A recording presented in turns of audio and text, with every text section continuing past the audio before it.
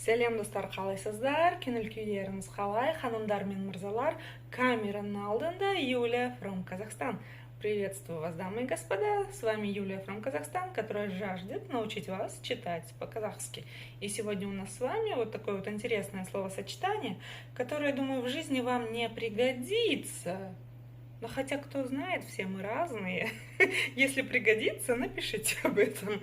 Бәсекеге қойылатын тосқауыл. Бәсекеге қойылатын тосқауыл. Бәсекеге қойылатын тосқауыл. Барьер для конкуренции. В общем, дамы и господа, давайте скорее научимся читать по-казахски.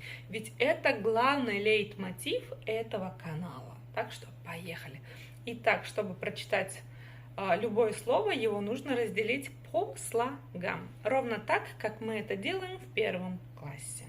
Бә, бәсе, бәсеке, бәсекеге. И для того, чтобы прочитать перевернутую букву Е в слове бәсекеге, в первом слоге, если кто вдруг не заметил, то за основу нужно взять букву Я обыкновенную. Бәсекеге. Бәсекеге. Вот такая вот магия. Ну, конечно, если эта буква будет стоять в начале слова, я научу вас, как ее правильно произносить. Ну, а пока можно взять за основу букву Я. Бәсекеге. Едем дальше. Слово қойлатын. Қойлатын. Ой, пардон, наврала. Қойылатын. Қойылатын. Қойылатын.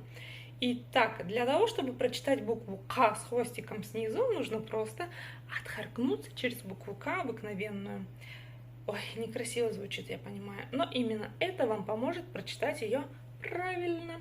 Кой, кой, кой. Дальше видим букву И.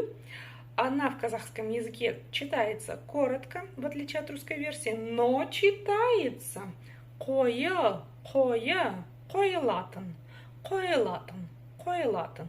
Бәсекеге қойылатын. Ну и заключительное слово тосқауыл. Тосқауыл. Тосқауыл. Тосқауыл. Здесь объяснять уже ничего не надо. Каждую из этих букв вы знаете. В общем, читаем целиком. Бәсекеге қойылатын тосқауыл. Бәсекеге қойылатын тосқауыл. Ну все, дамы и господа, с вами была я, Юля. Надеюсь, я вас чему-то полезному сегодня научилась. Увидимся в следующий раз.